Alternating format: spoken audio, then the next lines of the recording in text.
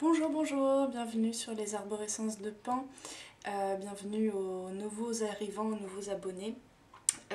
J'espère que vous allez bien. Moi je rentre d'une petite tournée de spectacle, donc j'espère que j'aurai l'esprit assez clair pour vous faire la météo énergétique autour de la nouvelle lune en bélier du 21 mars 2023, sachant qu'on a fêté l'équinoxe de printemps au Stara le 20 mars, donc hier. Si tu tombes sur cette vidéo à un autre moment, les guidances peuvent être intemporelles, hein, donc si ça te parle, si cette guidance te parle, tu peux bien évidemment prendre les messages. C'est une guidance générale, hein, on va vraiment parler des énergies en général, donc prends ce qui fait écho, ce qui résonne en toi et laisse de côté le reste. Voilà, allez, sans plus tarder, on va faire la petite météo énergétique comme d'habitude pour commencer avec l'oracle du Tao. C'est parti. Alors, une carte je suppose. Là. Elle est tombée par terre, donc... Ah non, il y en a deux. Attendez que je les rattrape. Je n'arrive pas à l'attraper. Voilà. Alors, qu'est-ce qu'on a? On a le 2, le réceptif, la réceptivité, j'entends le chakra sacré, du coup le temple sacré, l'intériorité. Donc ça, on me dit que c'est plutôt voilà, l'intention de l'hiver en général, ce sont les énergies d'hiver, hein, d'introspection, de retour à soi, de retour à l'intérieur, pour ensuite aller... Alors, c'est pas forcément à prendre dans le sens péjoratif du terme, la dispersion, c'est-à-dire pour aller, ce que je comprends là dans l'énergie, c'est aller créer sa toile d'araignée, hein, créer son arborescence de créativité. Mais il y a quand même un... Pardon, j'ai oublié de mettre le timer. Il y a quand même une idée de maintenir cet équilibre dans son quotidien avec ces moments d'introspection, de retour à l'intérieur, avec toute... elle est très fine cette image, je ne sais pas si vous voyez tout le motif qu'il y a. Donc c'est vraiment aller bien sonder, continuer en fait dans ce mouvement d'intériorité, de retour à l'intérieur, de retour au passif, à sa polarité yin, se dévouer à son intériorité, à la patience, à se soutenir soi-même dans tout ce que l'on entreprend, pour ne pas quand même, il y a tout de même une part potentiellement, une polarité potentiellement entre guillemets négative dans cette carte là, c'est attention à ne pas disperser son énergie à tout va. On est toujours dans la même idée de garder ses priorités, de remettre au goût du jour, se re-questionner constamment sur qu'est-ce qui est à activer, à actionner en priorité. Parce qu'il y a beaucoup de feu, il y a beaucoup de vitalité. Hein, le signe du bélier là, qui est rattaché à cette nouvelle lune, c'est un signe de feu, c'est un signe de... Voilà, c'est vraiment le signe dans tout le calendrier astrologique qui peut parfois foncer tête baissée.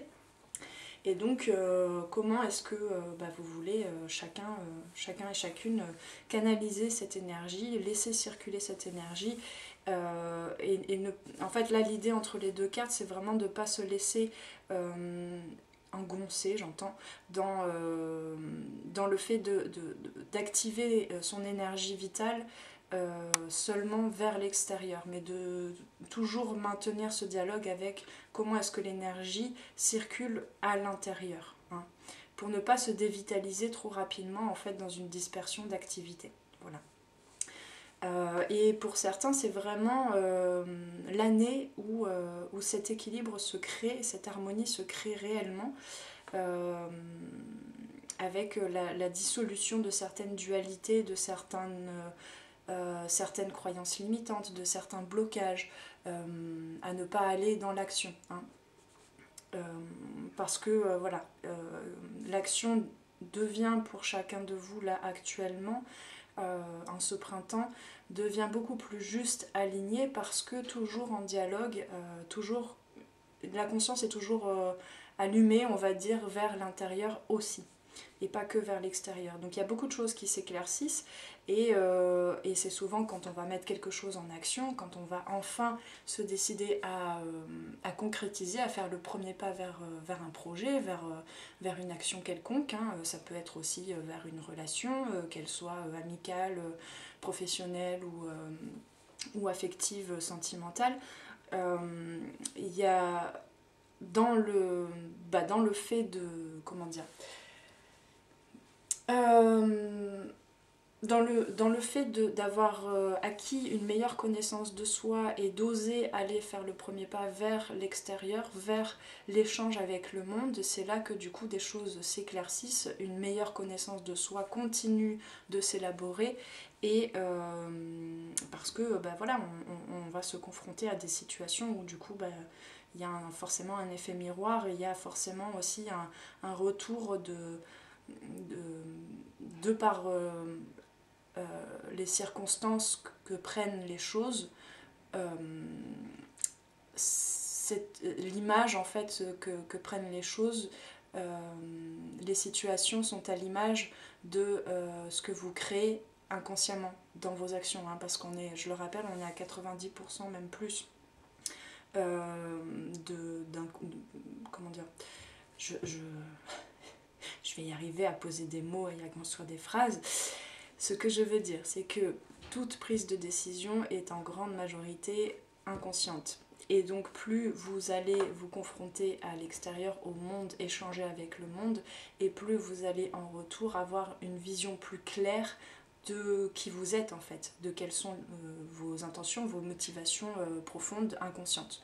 Donc plus c'est une belle chose que d'aller regarder dans un travail d'introspection, etc., dans ce côté yin, mais il ne faut pas oublier aussi que le côté yang de l'action, de la mise en place de certaines choses, de la circulation de la canalisation de son énergie pour concrétiser, matérialiser quelque chose, permet aussi d'avoir un regard plus clair, plus lucide, plus clairvoyant sur soi.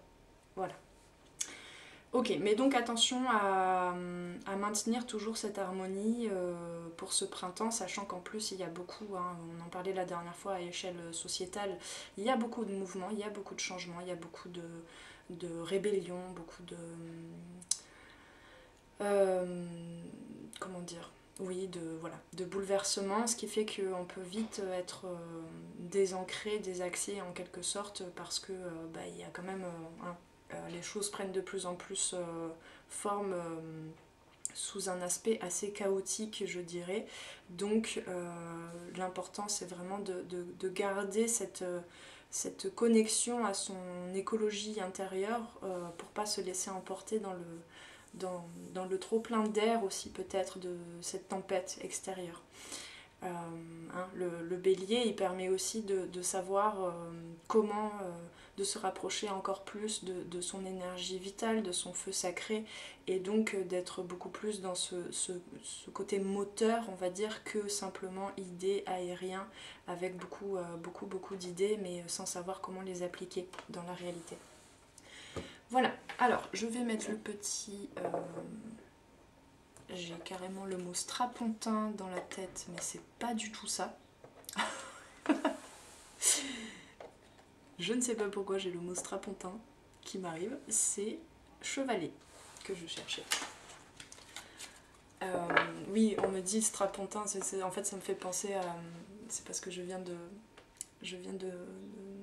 comment dire, de côtoyer pas mal de salles de théâtre là. Et les strapontins, c'est les sièges qui sont... dépliables sur les côtés quand la salle est pleine.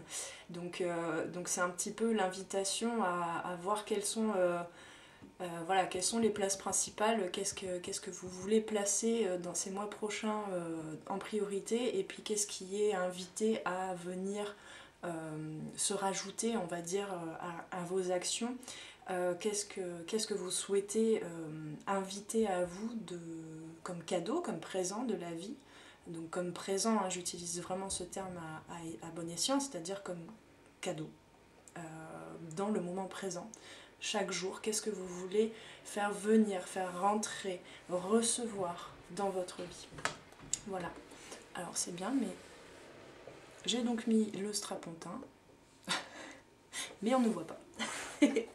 Allez, je vais continuer donc cette guidance avec un tarot. Ça fait longtemps que je crois que je n'ai pas utilisé. Donc les énergies actuelles. Hop, il y en a une qui s'est retournée dans le jeu. Il va falloir que je la retrouve. Là. Le roi de deniers. Donc on est vraiment dans ce côté construction, matérialisation, devenir souverain de son royaume jusque dans la matérialité et ne plus se laisser happer, on va dire, par les imprévus, par les événements, parce qu'il s'invite à vous et de choisir ce qui s'invite dans votre vie. Donc justement, on a tombé par terre, donc plutôt dans la matière encore, la reine d'épée, et ensuite on a la mort. Ce qui fait que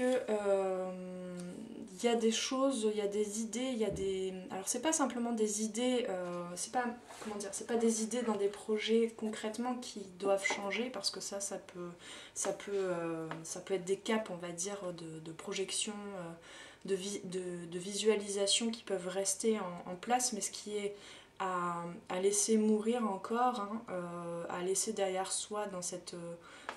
derrière soi, à laisser à l'hiver, on va dire, dans cette période d'introspection, c'est plutôt la façon de penser les projets, la façon de les organiser, de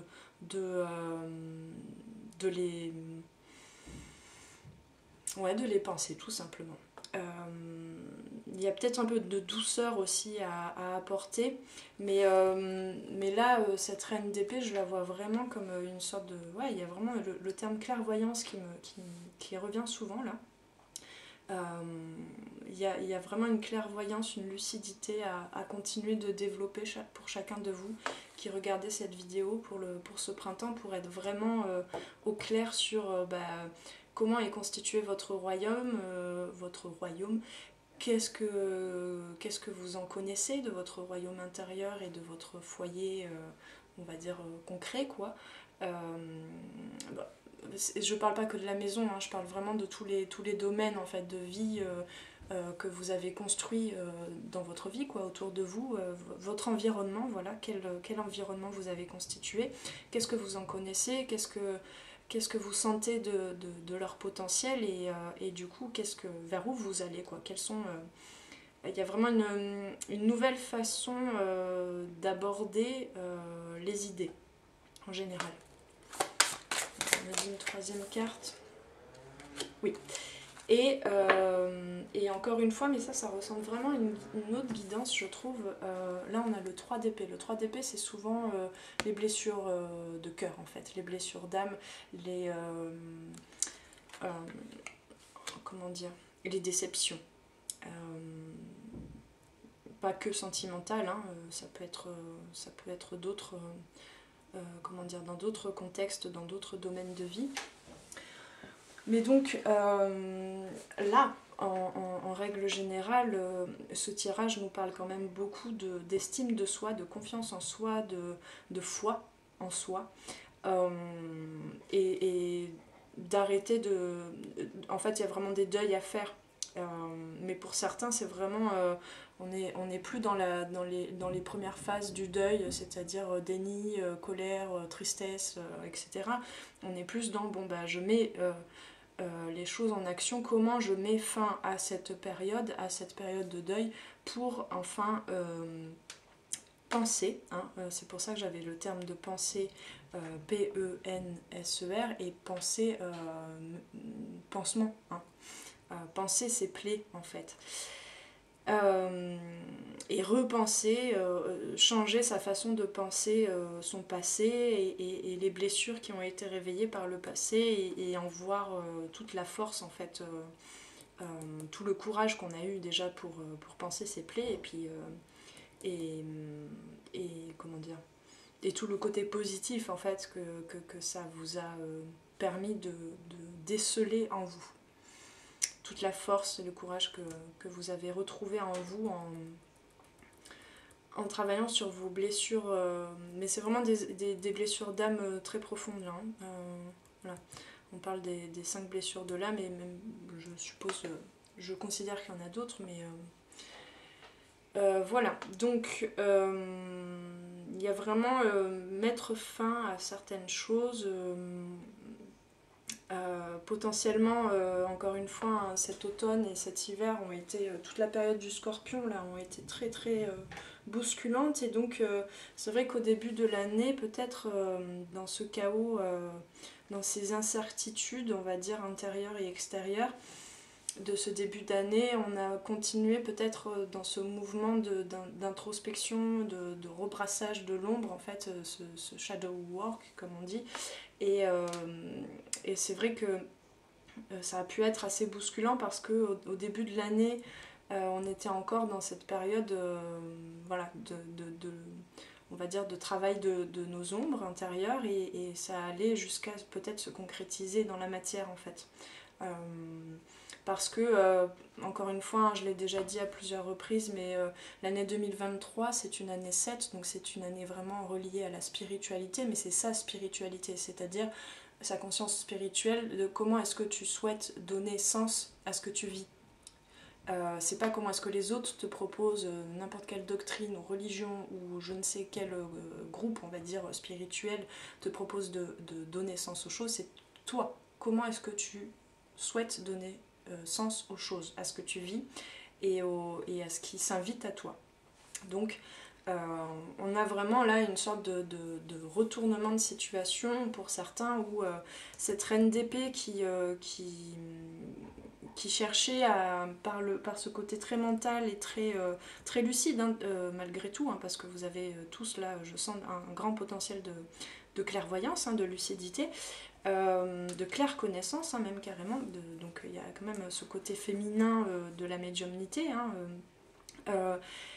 mais parfois c'était un petit peu trop, comment on peut dire ça,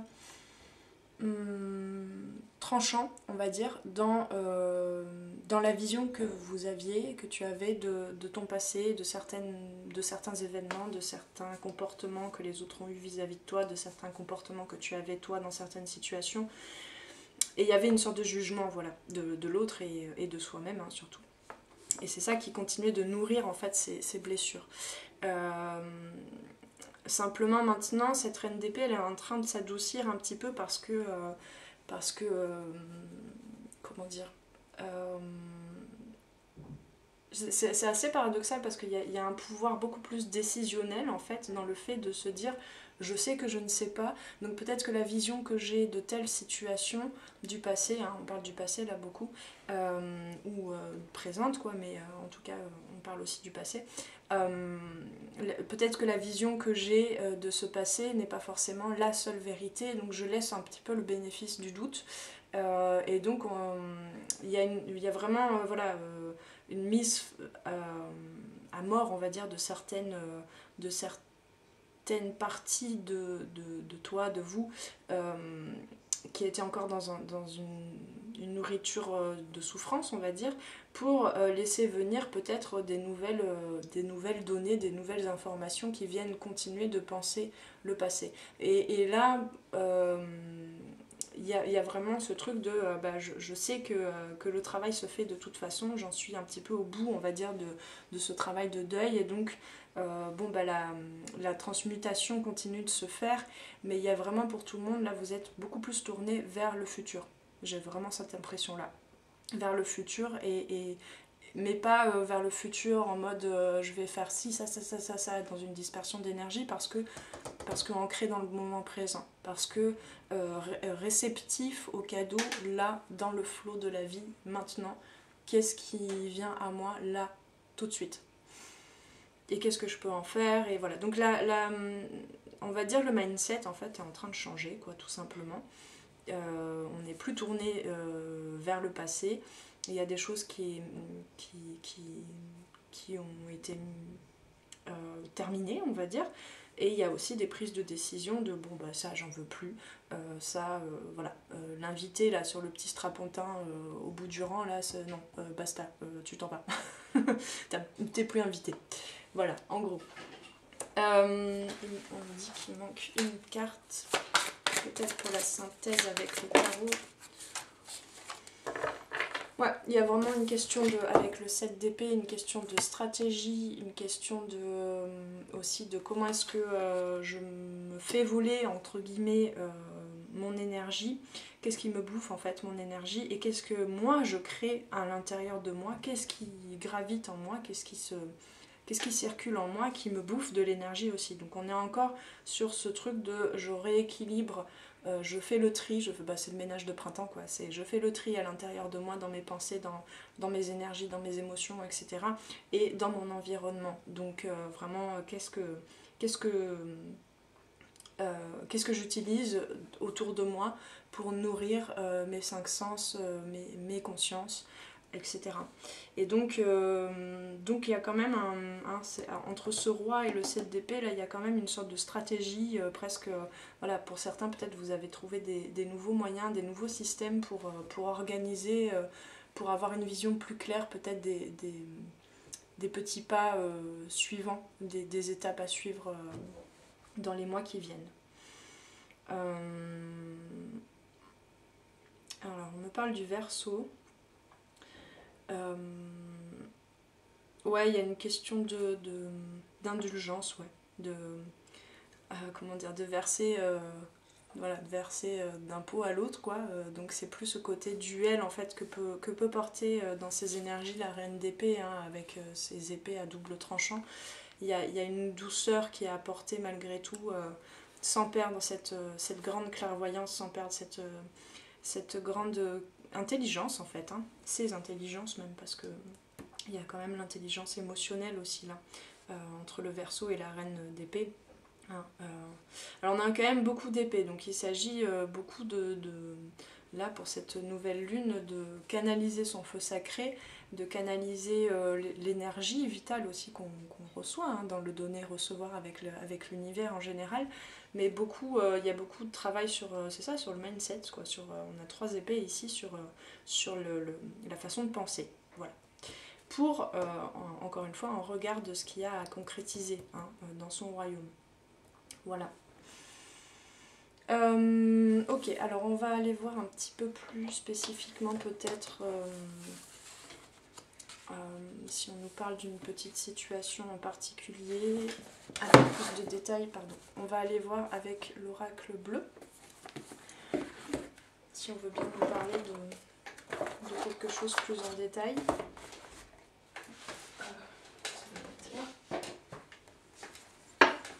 Allez, je vais mélanger un peu. Bon, j'espère que j'arrive à me faire comprendre, parce que c'est vrai que c'est un petit peu dur de reprendre là comme ça. Je viens juste de rentrer, donc j'atterris tout juste, quoi. 3.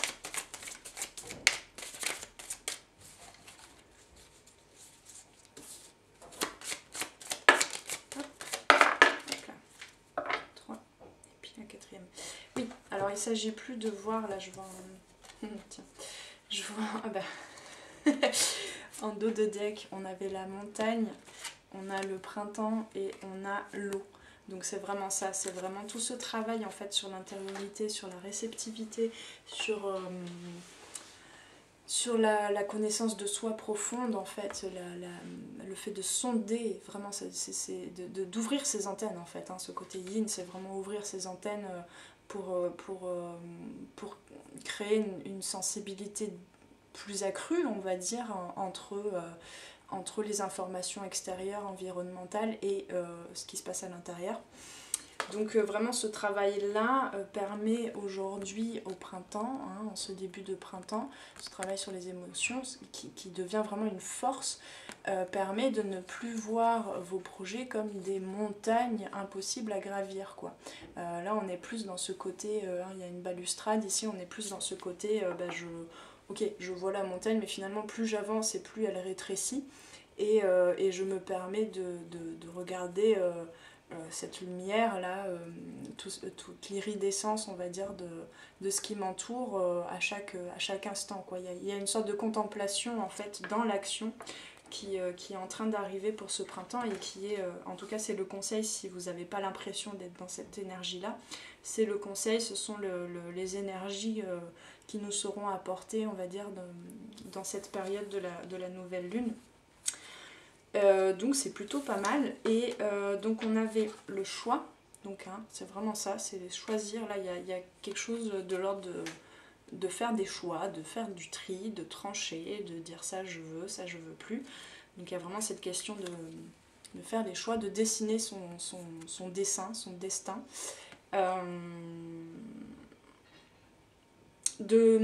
Là je vois les petits cupidons aussi, c'est vraiment faire le choix du cœur quoi, hein, dans tout projet, dans tout domaine de vie, de sonder dans cette réceptivité, de sonder vraiment son cœur, mais de plus sonder son cœur en regard seulement des blessures, mais vraiment d'ouvrir le feu de son cœur, d'ouvrir ce potentiel d'amour en fait dont on est tous porteurs, pour vraiment aller sonder qu'est-ce que je veux pour moi, qu'est-ce qui est bon pour moi, qu'est-ce qui me fait du bien maintenant. Voilà. Et donc on a le mariage céleste, hein, donc il y a vraiment une réunion du féminin et du masculin intérieur, là, dont on nous parle, qui pendant un temps, on me dit, a beaucoup été recherché pour certains de façon presque stratégique, en mode... dans la théorie, tu savais que tu avais... un parcours de vie qui allait te mener vers une réunion intérieure entre les deux polarités. Mais au début, les premiers pas étaient vraiment en mode élève, quoi, en mode initié, on va dire. Je sais que dans la théorie, il faut que je fasse ça pour développer par exemple ma polarité féminine, pour ensuite que je fasse ci, ça pour développer ma polarité masculine. J'arrive plus à parler. Et concrétiser cette réunion intérieure. Maintenant, elle se fait en fait, elle se vit, elle se sent. Hein. C'est vraiment les dernières étapes, on va dire, de la réunion intérieure, de ce mariage céleste entre l'âme, le corps et l'esprit, entre la polarité féminine, la polarité masculine en toi et dans tous les domaines de vie. Elle se fait dans le sens où tu es juste en train de profiter le fait d'être toi, d'avoir fait des choix, de te pardonner aussi d'avoir fait certains choix donc, que tu peux regretter potentiellement, hein, mais voilà, il y a vraiment une acceptation totale. Et vraiment l'enjeu là, c'est de rester dans cette plénitude, en fait, dans cette complétude, pour ne pas reprendre, on va dire, entre guillemets, un nouveau cycle, on va dire, de déséquilibre dans le trop plein d'action, en quelque sorte. C'est pour ça que je parlais, je sais pas si vous me suivez, hein, mais c'est pour ça que je parlais du réceptif, de garder toujours ce côté réceptif, de se créer des moments d'introspection, toujours, de maintenir toujours dans son quotidien ce passage, on va dire, parce que vraiment on est dans une société qui est gouvernée complètement par la polarité masculine. Gouvernée, je sais pas si c'est bon le terme, mais bon. Oui, c'est un petit peu ça. Le roi de denier aussi, il peut avoir un côté ombre, hein, le roi de denier à vouloir toujours maintenir les choses, seulement les choses qui sont connues, palpables, etc. en place, et vouloir maintenir cette zone de confort, son royaume tel qu'on le connaît. Voilà ce que peut apporter la reine d'épée aussi dans le sens inspiration, quoi.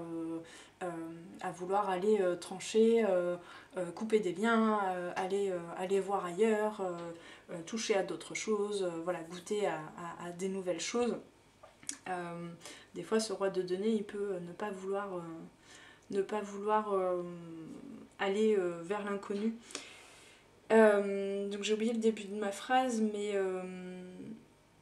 mais voilà, il y a vraiment maintenant cette question de juste d'être, en fait, tout simplement. De faire le choix d'être dans ce côté, autant dans l'action que dans ce côté réceptif aussi, complètement... J'ai du mal, en fait, à théoriser, entre guillemets, à palper chaque étape, parce qu'en fait, là, c'est vraiment une des étapes ultimes, presque, de l'alchimie intérieure, qui est en train de se faire, quoi. Et du coup... presque, alors là la carte du désert, elle me parle surtout de pas toujours être au fait de ce qui va arriver, Et justement, c'est ça aussi la réceptivité, c'est que parfois, c'est l'acceptation du fait que ce que la vie nous propose, c'est pas forcément ce qu'on a imaginé, mais la vie nous veut toujours du bien, en tout cas elle est neutre avec nous, donc elle ne nous punit pas, hein, ça j'en ai déjà parlé dans toute cette année précédente. Hein. Et donc parfois on n'a pas besoin de savoir exactement ce dont on a besoin réellement de la part de l'univers, dans le sens où on a déjà créé pour soi ce qu'on pensait juste pour soi. Donc avec ses ressources intérieures, on a déjà pu s'apporter assez de soutien, assez de force, assez de courage et tout ce que vous voulez pour faire les premiers pas. Et donc on n'a pas toujours besoin de savoir ce qui va nous arriver en fait par la suite. Et là le désert, en fait, si on me fait faire la comparaison avec la montagne, c'est-à-dire ce côté aplanissement, je sais pas si c'est le bon terme, mais ce côté aplani en fait. Il y a certaines buttes, on va dire, sur lesquelles tu butais qui ont disparu, qui ont été aplanies, quoi, qui ont été un petit peu... voilà, c'est les échelons, c'est un peu... Enfin là je vois comment dire, c'est comme s'il y avait une montagne et puis l'agriculteur est obligé de faire des terrasses, en fait, des terrassements. Et au début, c'est harassant comme travail, hein, de piocher de construire cette terrasse dans la montagne, dans les rochers. Et puis donc on peut avoir l'impression d'être terrassé justement par la fatigue, par le trop d'actions, le trop grand nombre d'actions à mener. Et puis au final, à partir du moment où on a commencé la première marche, en fait, petit à petit, ok, ça se met en place. Donc c'est ce côté un peu aplanissement, on va dire, du plan, quoi, hein, du plan d'action. Sans savoir exactement, pouf, pouf, pouf, tout ce qu'il y a à mettre en place exactement, parce que il y a cette ouverture à la possibilité que finalement c'est ce chemin-là que je dois prendre. Enfin, il y a vraiment une acceptation là que je trouve qui est très belle et qui permet de contempler aussi de loin en fait ces objectifs, cette montagne-là, et de plus le voir comme quelque chose d'infranchissable. Et donc, en comparaison avec le mariage céleste, on a effectivement la carte de la séparation. Pour certains, et là je pense aussi beaucoup, alors forcément j'en profite parce que j'ai ouvert ce nouveau volet sur les flammes jumelles et les âmes sœurs, qui s'appelle Journal d'une chasseuse, hein, où je vais commencer, j'ai commencé à vous partager à tous un petit peu ma compréhension, ce que je comprends de ce parcours, puisque je suis dans un parcours flamme jumelle. Et donc là vraiment on nous parlait du coup, voilà, il y a un mariage, une réunion intérieure en vue d'une réunion pour certains, hein, je promets rien. Je suis pas en train de faire de la voyance, et puis c'est une guidance générale, mais pour certains on est dans cette étape de complétude intérieure, de réunion intérieure, d'aplanissement, ouais. D'aplanissement des brèches, quoi, de toutes les blessures d'âme. Autant pour l'un que pour l'autre, on me dit dans les duos de liens sacrés. Et donc du coup, en fait, il y a vraiment là, je parle vraiment spécifiquement des liens sacrés, il y a vraiment un échange télépathique, c'est pour ça qu'on a autant d'épées aussi. Il y a un réel échange télépathique, un peu comme là, ces différents personnages autour de la tête de cette personne, qui fait que à chaque fois qu'il y en a, là c'est en yo-yo, enfin pas en yo-yo, en ping-pong on va dire, très rapide. Il y a beaucoup de télépathie pour ceux qui sont sur les parcours flammes jumelles, parce que quand il y en a un des deux qui est en train de faire tout ce processus là dont je viens de parler, paf, l'info est directement envoyée dans le champ énergétique de l'autre jumeau et de l'autre âme sœur. Ce qui fait que voilà, il y a un échange constant là d'informations, où il y en a un qui gravit une marche, l'autre, pouf, ok, j'arrive, tac. Enfin, il y a vraiment un échange comme ça de relais constant et beaucoup télépathique. Ce qui fait que voilà, on en revient quand même à cette recherche d'harmonie. Il y a quelque chose, il y a une réelle alchimie qui est en train de se boucler, là, il y a en tout cas une étape alchimique qui est en train de se boucler.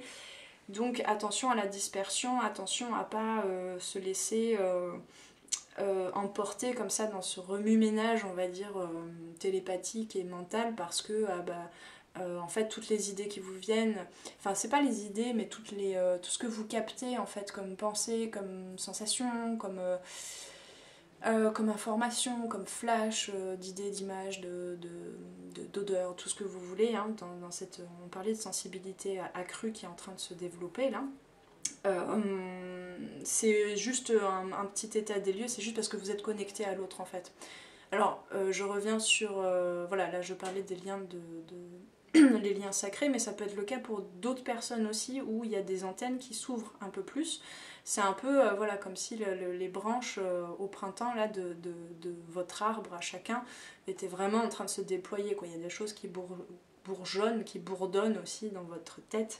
Ce qui fait que vraiment, attelons-nous pour cette période à calmer le mental. Enfin, calmer. À l'écouter évidemment, hein, c'est pas couper toutes ses pensées, etc. C'est vraiment honorer toute cette sensibilité, honorer toute cette télépathie, ce contact en fait que vous avez avec le monde extérieur de par votre intelligence corporelle, évidemment sensorielle, mais surtout mentale là. Honorez-la, hein, parce qu'on a tendance beaucoup en spiritualité à dire il faut tuer l'ego, il faut calmer le mental, il faut le taire, etc. Non, il a son utilité, il a ses messages à transmettre et de toute façon on ne peut rien changer sans accepter. Donc si vous n'acceptez pas comment fonctionne votre conscience mentale, vous ne risquez pas de pouvoir harmoniser quoi que ce soit dans votre vie en fait par rapport à ça. Enfin, c'est ma façon de voir les choses en tout cas. Mais voilà, là la période nous demande quand même beaucoup de s'atteler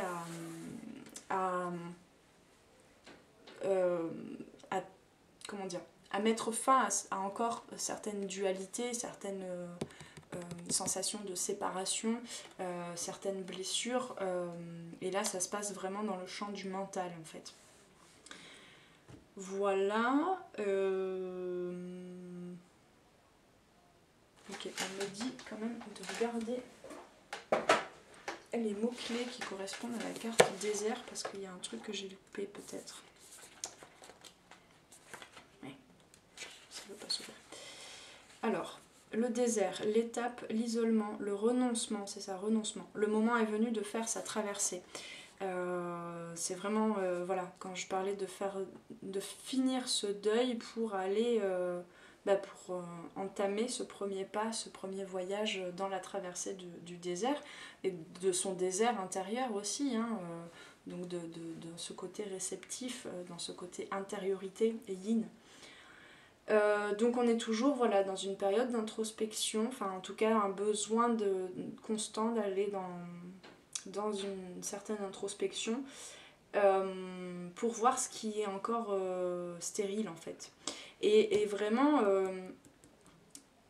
pour beaucoup, là, tout ce qui était tristesse, voilà, toutes les étapes, toutes les émotions qui peuvent rattacher à la difficulté de renoncer à certaines choses, et bien maintenant, ces émotions, quand elles surgissent, maintenant, elles ne nourrissent plus le corps de souffrance, comme on l'appelle, mais plutôt, elles irriguent, en fait.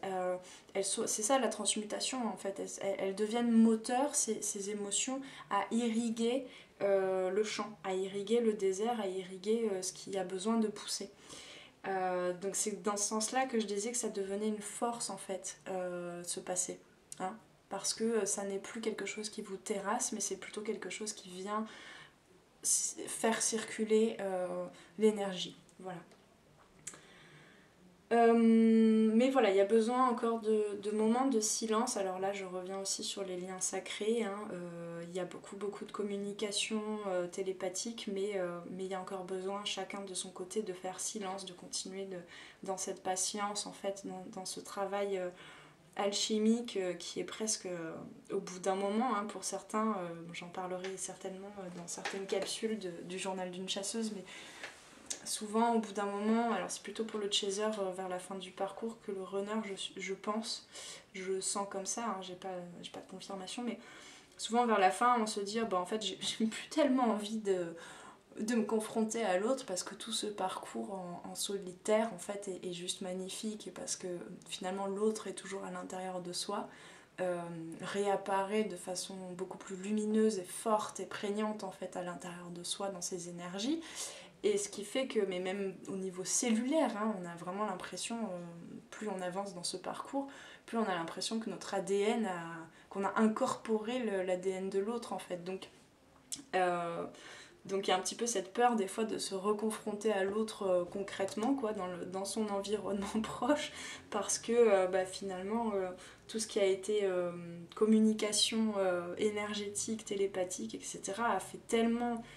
a fait fleurir tellement de choses, mais qui restent encore un petit peu fragiles en fait, comme une fleur au printemps, quoi, qui vient juste d'éclore, que du coup on préfère rester un petit peu des fois dans cette zone de silence, d'isolement, d'introspection, et on n'a plus trop envie d'être dérangé par l'autre, entre guillemets.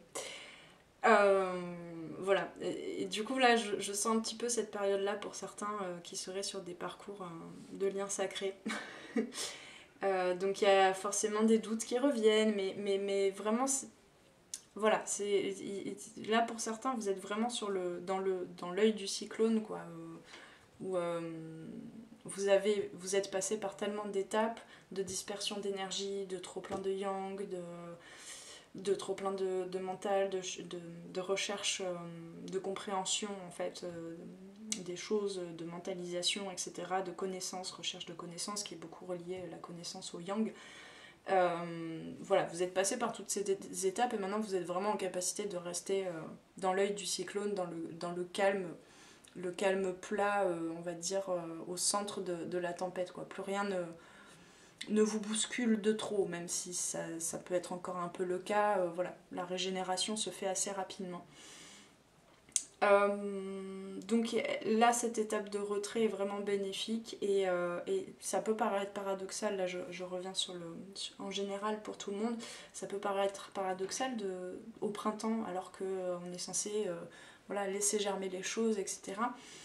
Mais c'est vraiment ce côté bélier en fait, des énergies de cette nouvelle lune, qui vont nous demander ces énergies de faire appel à l'autre polarité, on va dire, de cette énergie bélier qui va aller vraiment concrétiser les choses, matérialiser, paf, poser les choses sur la table, quitte à taper du poing sur la table, mais là je sens pas trop de colère, mais voilà, de faire appel quand même à cette autre polarité, toujours dans cette alchimie intérieure, cette réunion intérieure, faire appel à cette autre polarité de silence en fait, de faire silence.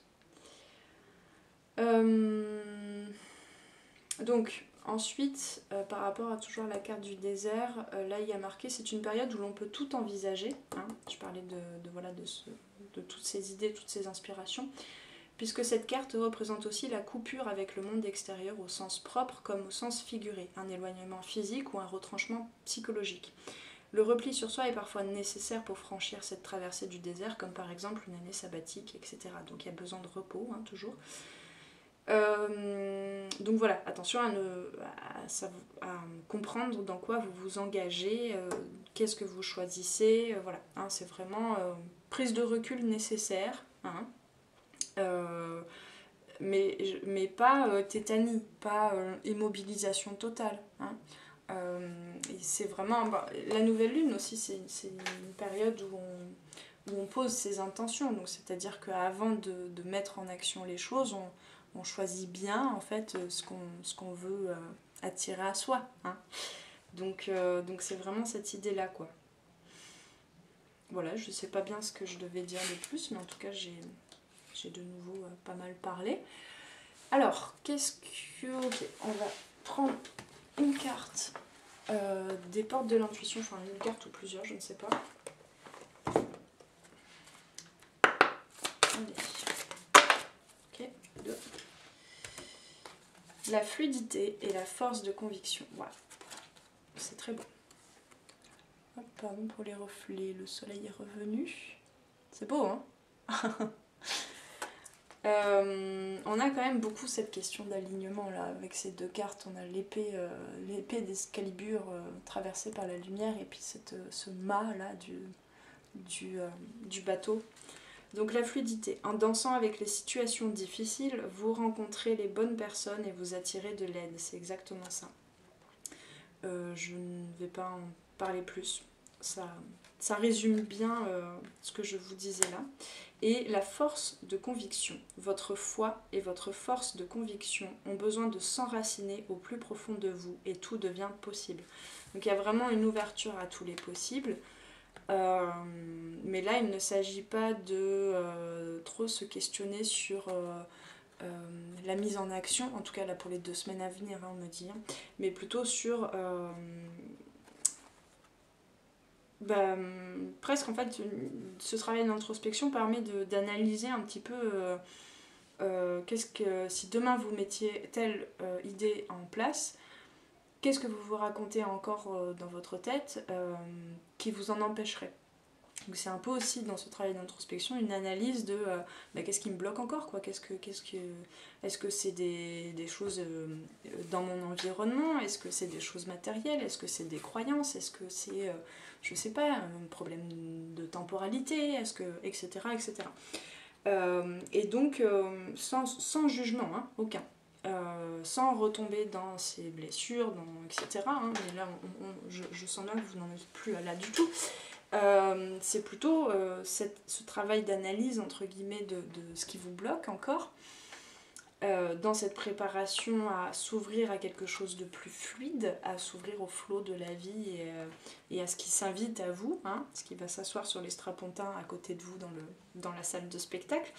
Et bien, tout ça, en fait, ça va vous permettre vraiment de renforcer votre foi, la conviction que vous avez, que vous allez réussir, que c'est fait pour vous, ou pas, hein, voilà, encore une fois, hein, on peut toujours réaiguiller son chemin. Mais en tout cas, il y a vraiment, j'en parlais, alignement, enracinement qui est en train de se faire là, quoi. Hein, donc les choses sont en train de bourgeonner, les idées, les inspirations arrivent, parce que c'est le printemps, mais assurez-vous toujours de qu'est-ce qui se passe au niveau des racines, quoi. Est-ce que c'est assez bien implanté? Est-ce que c'est cet arbre-là que vous voulez faire pousser, etc. Voilà. Et donc on a un autre deck, hein, la disponibilité toujours. Donc il y a vraiment le fait de développer ce côté yin réceptif va permettre vraiment de rester ouvert aux cadeaux de la vie, quoi, à tous les possibles finalement. Et les cadeaux de la vie, hein, j'y inclus aussi toutes vos ressources intérieures, puisqu'on est relié au grand tout, puisqu'on contient tout ce qui nous entoure en soi. C'est simplement que parfois on n'a pas conscience de certains potentiels intérieurs qui sont à l'image de ce que la vie nous apporte pour qu'on en prenne conscience. Je sais pas si c'était clair, mais j'aurai l'occasion, j'ai prévu justement de m'attarder un petit peu plus sur ce sujet ici ou là. Ok, allez, on va prendre pour conclure une carte de l'oracle sacré dont je vais certainement lire un petit passage du livret, je pense. Comment c'est que le bazar, j'ai plus de place. Là. Ok, alors on me dit de mélanger. Bon, mais il y a beaucoup de force, hein, beaucoup de voilà, il y a un renforcement de tout ce travail alchimique là. C'est très très beau et il y a beaucoup de choses qui prennent fin. Hein. J'avais beaucoup de neuf, cette idée de 1, 9, de fin de cycle et d'entrer dans un nouveau cycle, hein, dans ce nouveau parcours de vie. Donc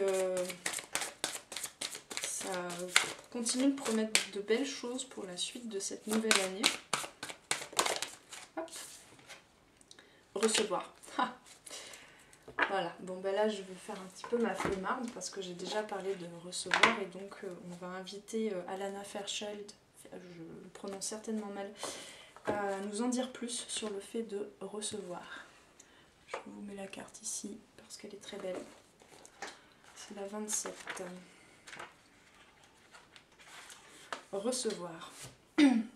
Vous êtes aimé. L'univers observe et répond à chacun de vos besoins. Pourtant, vous semblez parfois l'oublier. Vous vous laissez entraîner dans l'élan de la conscience habituelle et vous oubliez de prendre un instant pour vous arrêter, respirer et être. C'est dans ces moments que vous pouvez recevoir l'amour bénéfique de l'univers. Votre âme s'assèche et devient aride. Je sais même parce que j'ai fait tout ça pour parler de ce dont une carte parle. L'énergie sort de vous, mais il n'y en a pas assez qui rentre. Il est temps de faire quelque chose pour vous. Il est temps de recevoir et d'être reçu. Acceptez la possibilité qui vous est offerte de vous nourrir et de vous sentir nourri et aimé. Vous le méritez. Petit conseil là au passage, du coup profitez des moindres rayons de soleil pour simplement vous ouvrir à quelques fractions de secondes à recevoir cette douce chaleur déjà. Il suffit de peu de temps pour se mettre dans cet état de flow, de réceptivité. Le processus de guérison ci-dessous, donc qui va suivre, va vous aider à faire la paix avec toute la culpabilité ou la honte que vous ressentez d'avoir des besoins. Il va également vous aider à surmonter tout conflit qui peut remonter à la surface lorsque vous recevrez. Savez-vous à quel point l'univers est heureux de pouvoir vous donner ? Lorsque vous vous réjouissez des cadeaux et que vous en êtes ouvertement heureux, l'univers reçoit en retour et il y a une communion joyeuse entre vous et la vie. L'énergie coule plus librement et la magie peut opérer. Lorsque vous objectez que vous ne pouvez pas accepter parce que c'est un cadeau trop grand ou parce que vous n'en êtes pas digne, vous bloquez le flux. Vous empêchez la communion, l'interaction joyeuse entre vous et l'univers. Vous êtes un soleil rayonnant dans un corps humain. Et le signe du bélier, autant que le lion, mais du coup c'est beaucoup, voilà, c'est signe de feu. Le signe du bélier, c'est beaucoup ça, le rayonnement, le fait d'incarner ce que l'on souhaite, son être profond. Voilà, donc c'est vraiment cette incarnation dans la matière aussi. Attendez, mais j'ai un doute tout d'un coup, le bélier c'est bien feu ou c'est terre? Oh, gros doute là. Mais bon, bref, c'est ce côté incarné dans le corps, dans la matière, dans ce côté roi de denier, toute cette énergie vitale et du coup s'ouvrir aussi, se permettre de s'ouvrir à ce que nous donne. Ce qui s'invite à soi, ce que nous donne l'univers. Vous avez le droit à une vie exquise. Profitez-en, même lorsque vous faites une pause. Voilà. Donc allez vous dorer un petit peu au soleil. Ce nouvel endroit va vous permettre... Attendez. Ce nouvel endroit va vous permettre de créer avec moins d'efforts, de vivre et d'aimer avec plus d'énergie. Il va vous permettre de prospérer, de vibrer de passion. Donnez-vous la permission de faire une pause, d'éteindre votre ordinateur et votre téléphone et de passer un peu de temps tout seul. Lorsque vous reviendrez, vous serez plus efficace. Reposez-vous, jouez, vous travaillerez plus tard. Oubliez vos tracas pendant un instant, faites quelque chose d'autre, lâchez prise, tout va circuler. La fluidité. Alors, je vous invite à répéter après moi à voix haute. Je me libère de toute fausse culpabilité et de toute honte d'avoir des besoins.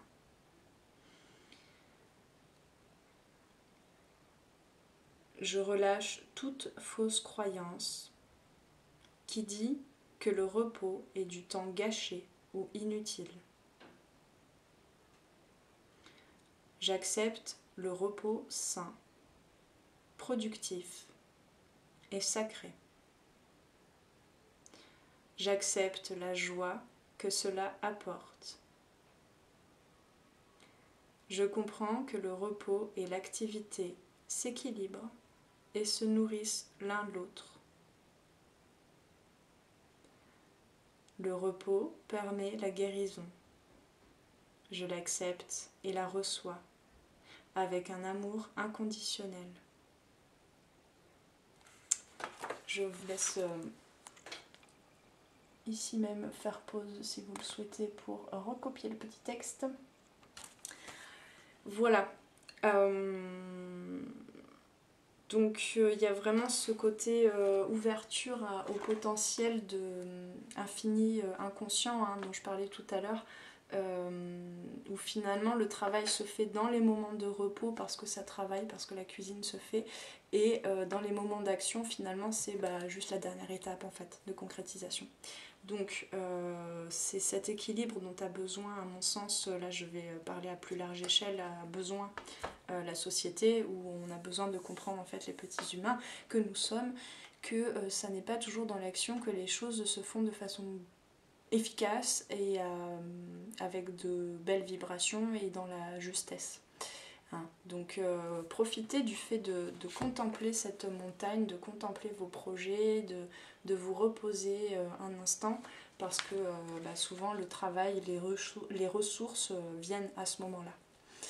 Voilà le petit conseil général pour cette période. Écoutez, je vais vous laisser là. Donc reposez-vous, profitez des premiers rayons de soleil, de la nature, de la beauté de la nature qui se réveille. Et prenez soin de vous, paix et amour sur vous et vos proches. Et on se retrouve très très bientôt. Ciao ciao!